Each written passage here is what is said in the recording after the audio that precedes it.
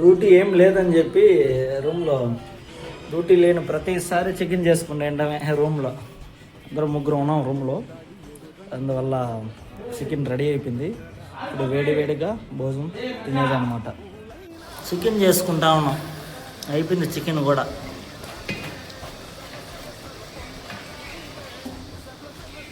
Rice ఇది అయిపోయింది.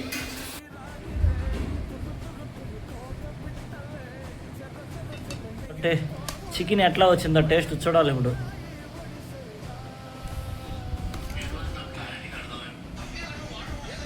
కాలిపోతూ ఉంది.